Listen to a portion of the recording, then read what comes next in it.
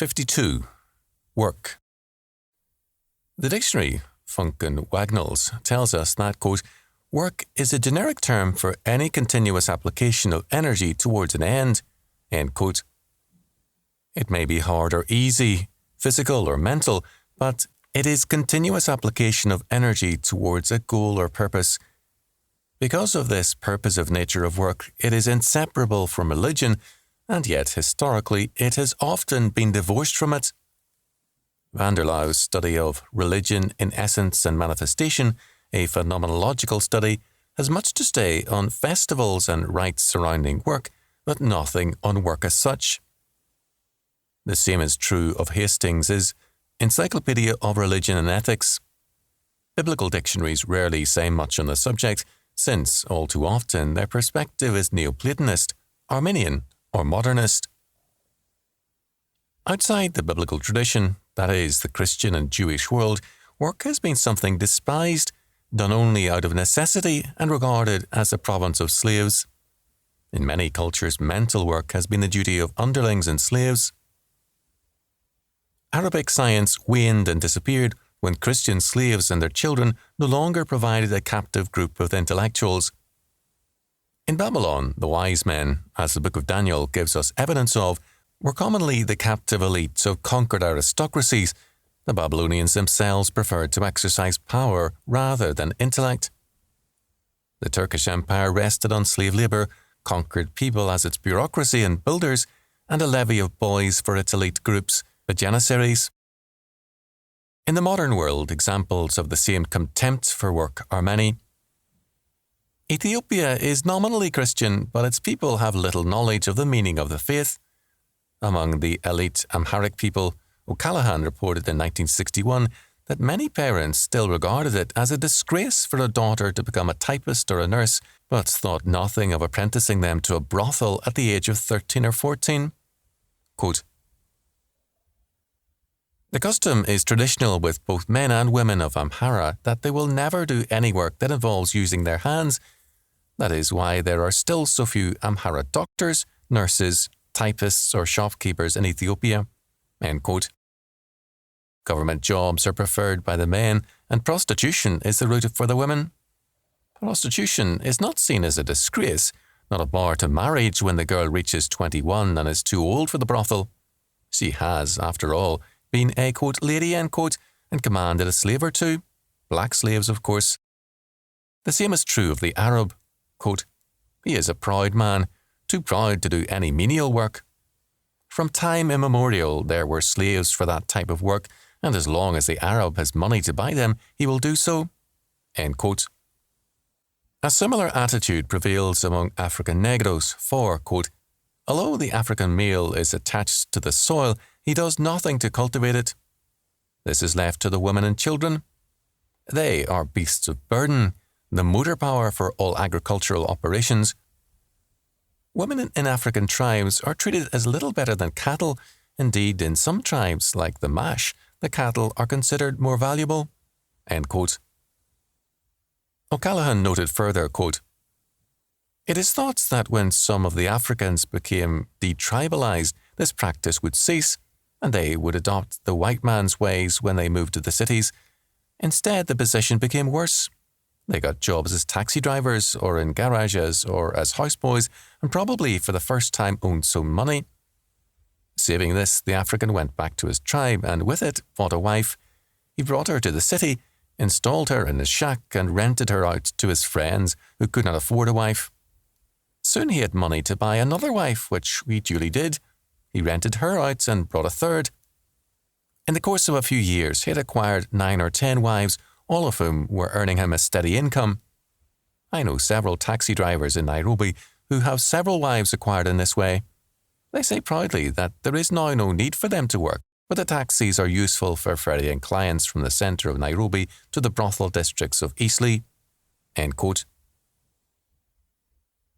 The modern liberal is very fond of idealizing the various backward peoples of the world, and he consistently portrays the Christian as the despoiler and the ravager of the simple paradise of quote-unquote primitive cultures. Our concern here is not with the sexual and other depravities of these cultures, but simply their attitude towards work. It needs to be said, however, that the various idealizations of these backward cultures are works of fiction. The often idealized Tuaregs of North Africa, who still regard themselves as a white race, leave all their work to their slaves, the Bella people. Quote, "These Bella, men, women and children, belong to their master's body and soul. I have lived in these Tuareg camps, and I have seen these slave girls and slave women working from dawn until dusk. I should explain that among the Tuareg women, fatness is considered a sign of great beauty, and so the Tuareg women are not allowed to do any work, even if they want to. So there they lay, rather like sea lions in the zoo after feeding time, watching their slaves from behind the folds of their indigo veils, and doing nothing. Moreover, the Tuareg caste of nobles refer to and think of themselves as nobles, and nobles do not work. Nobles in the Sahara, I mean to say. No Tuareg noble would think of handling a spade, erecting a tent, or carrying a gourd of water, and so they have these great herds of slaves, exactly as they have always had great herds of sheep, and in the great wastes of the Sahara, they have been able to preserve this institution of slavery some 65 years after the French occupation put an end to slavery. I have lived in these camps and seen these little skinny boys with bellies horribly distended from malnutrition going out in the morning before dawn with the herds, and I have known that until they came back in the evening, they would be in the desert without anything to eat or drink. And when they got back after the Tuareg nobles had eaten and after their wives had had their ration of milk, if there was anything left, they would get it. I have seen the marks of cruelty on their bodies. If they were disobedient, or if they lose an animal by neglect, they are tied to a tree and lashed until they lose consciousness, and sometimes they do not recover and are just left to die." End quote. The goal of life in non-Christian societies is to reach a position in life where work is unnecessary and where others can be commanded to work for you. With the departure of Western man from the faith, a similar attitude is developed among Westerners. The goal of life becomes vacations and retirement for all too many. The result of any such view over a span of time is a decline of productivity, a collapse in the standard of living, and an erosion of moral character. The attitude of the Hebrews, still surviving to a degree among many Jews, was that a man who did not teach his child two things, the law of God and how to work a trade, taught him to be a thief because of his neglect. Because of a like grounding in the law of God, the Puritans held to this same standard. Quote, "A parent had to provide for his children because they were unable to provide for themselves. If he was ever to free himself of the obligation, he must see to it that they knew how to earn a living." Quote, "If you're careful to bring them up diligently in proper business," end quote, Benjamin Wadsworth advised parents, quote, "you take a good method for their comfortable subsistence in the world and for their being serviceable in their generation, you do better for them than if you should bring them up idly and yet leave them great estates." End quote. According to law, every father had to see that his children were instructed, quote, "in some honest lawful calling, labour or employment, either in husbandry or some other trade profitable for themselves and the commonwealth, if they will not or cannot train them up in learning to fit them for higher improvements." End quote. The goal in rearing children was how to make them, quote, "serviceable in their generation." End quote. Work was not the duty of slaves, but the calling of God's elect. It is not surprising that slavery soon disappeared from New England and from other areas affected by Puritanism. As Puritanism moved south after 1770, it created an anti-slavery element in the South whose strength and influence has never been sufficiently appreciated. The Puritan standard thus represented a break with the cavalier and aristocratic tradition, which meant that, instead of work, idleness was now the evil. Puritan boys and girls were routinely placed in other homes as a part of their education. This was something more than the old apprenticeship idea, for it was done when there was educational advantage, and it was done with girls as well as boys. Morgan's comments on this are excellent. The parents knew how great their love for their children was, and how easy it is to indulge one's child. They held that a child learned better manners and work habits in another home than his own. Taking seriously God's law that an incorrigibly disobedient or delinquent child deserves death, they took pains to avoid fostering an ill-mannered and undisciplined child. It is not at all surprising that the Puritan culture is spoken of today as a work ethic, as production-oriented rather than consumption-governed. In terms of the modern mentality, it has become the mark of the new elite to be given to conspicuous consumption, to spend money casually and freely, to use and discard styles and possessions quickly and carelessly. This has also become a middle-class goal. As Bale commented, quote, if, quote, conspicuous consumption, end quote, was the badge of a rising middle class, quote, conspicuous loafing, end quote, is the hostile gesture of a tired working class. In many machine plants, as sociologist Donald Roy describes it, workers play the, quote, make-out, end quote, game, that is, working at a breakneck pace to fulfill one's piecework quota so that one can be free for the rest of the day, end quote. There is a marked flight from work. Work is seen as a curse, and idleness as a blessing, a goal to be attained and a state of bliss. Men work in order to be free from work and to be idle. Idleness is seen as a reward for and deliverance from work. To cite again Bell's perceptive analysis, quote, the most significant form taken by the flight from work is the desperate drive for, quote, leisure, end quote. Work is irksome, but if it cannot be evaded, it can be reduced. In modern times, the ideal is to minimize the unpleasant aspects of work as much as possible by pleasant distractions, music, wall colors, rest periods, and to hasten away as quickly as possible, uncontaminated by work and unimpaired by arduousness. A gleaming 2-page advertisement in Life magazine shows a beautiful Lincoln car in the patio living room of an elegantly simple house, and the ad proclaims, quote, your home has walls of glass, your kitchen is an engineering miracle, your clothes and your furniture are beautifully functional, you work easily, play hard, end quote. The themes of play, of recreation, of amusement are the dominant ones in our culture today. They are the subject of the, quote, hard sell, end quote, sports clothes, travel, the outdoor barbecue, the portable TV set all become the hallmarks of the time. In this passivity, there are already the seeds of decay, end quote. The reward for work is dominion and achievement. To tell men that the reward for work is leisure or idleness is the same as saying that the reward for sex is castration. The purpose of rest is not escape from work, but a rest in the Lord and a refreshing before return to work. Today, in both the Western nations and the Marxist states, work is increasingly seen as a burden and a curse. The greater the departure from Christian faith and a free economy, the greater the flight from work and the less the dominion exercised by man. However comfortable his circumstances, leisured man is still a slave. He is an heir of the bread and circus mobs of Rome. Ironically, however, both under capitalism and socialism, work has been held out as a great ideal and as man's hope. Lenin, for example, believed intensely in the necessity for work, and he was profoundly influenced by the American assembly line and by the efficiency expert Frederick W. Taylor.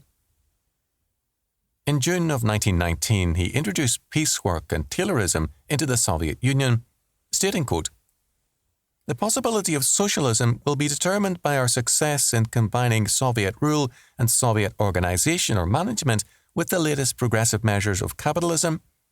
We must introduce in Russia the study and teaching of the Taylor system and its systematic trial and adoption, end quote. For Marxists and capitalists alike, work rather than Jesus Christ has become the means of salvation. This was very clearly in evidence in Henry Ford's My Philosophy of Industry. Ford was essentially a, quote, funny money, end quote, man. He also believed in status industries and public works to relieve unemployment. Religiously, his position was pragmatism. Quote, we know when we have reached truth. We are on the right road to truth when the things that we are doing make men a little freer than they are. We may also know when we are on the right road by examining what our motives are." End quote. This is self-righteousness as well as pragmatism. Moreover, quote, "Morality is merely doing the sound thing in the best way." End quote. Ford's vision of the future was summed up in a chapter heading, quote, "Machinery, the new Messiah." End quote. Because of mechanization, individual farms would be replaced by corporate farms. Men will, by mental powers newly developed, communicate with other planners and will perhaps visit them. In every area of life, the machine will give man dominion and salvation. Quote, "Machinery is accomplishing in the world what man has failed to do by preaching propaganda or the written word. The airplane and radio know no boundary. They pass over the dotted lines on the map without heed or hindrance. They are binding the world together in a way no other system can. The motion picture with its universal language, the airplane with its speed, and the radio with its coming international program, these will soon bring the whole world to a complete understanding. Thus may we vision a United States of the world. Ultimately, it will surely come." End quote. In the 1920s, the men who worked for Ford were farm folk and immigrants. They were work-oriented and simple, trusting Christians. The machine and the assembly line were to them things of beauty, and they talk freely of the increased, quote, "horsepower," end quote, the machine provided. I recall vividly as a boy in Detroit during most of the 1920s, hearing workers talk with pride of their work and enlarge with voices filled with awe on what the machine enabled man to do in the way of more work. For these workers, it was a status symbol to be a man engaged in a work which was changing the world. Today, while we can agree with Crystal that talk of alienated workers is nonsense and, quote, "faded neo-Marxism," end quote, it is still true that, for most workers, it's a job. The old zeal for work is gone. The reason is religious. Bell recognized the link between biblical faith and work. Secular thinkers like Tolstoy and A.D. Gordon could preach about salvation through work, but if life is meaningless, work is also meaningless. Freud saw work as the chief means of binding an individual to reality, but if a man finds reality unpleasant, he will run from it into liquor, leisure, drugs, or some other means of escape. As Bell noted for the Protestant reformers, quote, "all work was endowed with virtue," end quote. Luther said that, quote, "a housemaid who does her work is no farther away from God than the priest in his pulpit," end quote. For Zwingli and Calvin, quote, "work was connected with the joy of creating and with exploring even the wonders of creation," end quote. Now, with the loss of faith, dominion is replaced by domination and work by leisure. As Bell stated, quote, "in the last century or more, with the decline of religious faith, this belief in death as total annihilation has probably increased. One may argue, parenthetically, that here is a case of the breakthrough of the irrational, which is such a marked feature of the changed moral temper of our times. Fanaticism, violence, and cruelty are not, of course, unique in human history, but such frenzies and mass emotions were displaced, symbolized, drained away, and dispersed through the religious sphere. But now there is only this life, and with it the realization that domination on earth means an assertion of self. One can challenge death by emphasizing the omnipotence of a movement like the, quote, inevitable, end quote, victory of communism, or overcome death like the, quote, immortality, end quote, of Captain Ahab through the triumphal domination over others. The modern effort to transform the world solely or chiefly through politics, rather than the transformation of the self, has meant that all other institutional ways of mobilizing emotional energy would necessarily atrophy. In effect, sect and church became party and social movement." End quote. Bell's point is excellent. Irrationalism and violence are especially potent forces in our time and have appeared where they should least appear, in student circles and in the middle-class youth. Precisely because meaninglessness and irrationalism have captured these areas, what was once the province of reason has become the domain of unreason. With the enthronement of a faith in universal meaninglessness, the standard of work and dominion has been replaced by the new standard, leisure and domination. The goal now is to dominate over others, often with brutality and murder. The standard in family relations is the same, domination. The old-fashioned father of some years ago exercised far more authority and dominion than the father of today, but he was not domineering. His dominion was protective, not oppressive. Similarly, the state has moved from a protective to an oppressive role. Capitalists and Marxists alike begin by seeing work as a means of redemption and have alike problems now with a generation given to violence and idleness. This transition is not new. The family of Cain began by trying through work to recreate paradise. They worked to build a walled city and to develop arts and crafts, Genesis 4:16-26, but they also, at the same time, developed the strain of violence. Violence replaces work over and over again in history as a means of attaining one's goals. The consequence is a drift into the politics of violence. Socialism. St. Paul made clear the standard for Christians in writing to the Thessalonians, quote, "But we charge you, brothers, in the name of the Lord Jesus Christ, to withdraw from every brother who, instead of observing the instruction you received from us, is walking out of step. For you know yourselves how you should follow us, because we did not live neglectful of duty among you, neither did we eat anyone's food without pay. Instead, we did hard and heavy work night and day, so as not to impose on any of you. Not that we did not have the right to it, but to furnish you ourselves as an example which you should follow. For while we were with you, we gave you this charge, quote, 'If anyone does not want to work, then he should not eat either.'" End quote. We were hearing, however, that some of you live neglectful of your duty, not busily working, but busy in other folks' affairs. Such persons we direct and charge in the Lord Jesus Christ that, doing their work quietly, they eat their own food. 2 Thessalonians 3:6-12, Berkeley version. In a Greek city, St. Paul set an example of a new way of life. He worked with his hands and worked with his mind as their teacher. This he did both to gain an independence from them and also, as he stated, to furnish them with an example to follow. Greek culture was not given to an appreciation of work.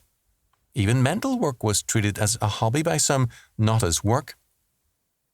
Failure to work, St. Paul termed, quote, "walking out of step," end quote, or walking in a, quote, "disorderly," end quote, manner. The Christian has a goal, and his life is a, quote, "continuous application of energy towards an end," end quote, and this is dominion of which work is a part.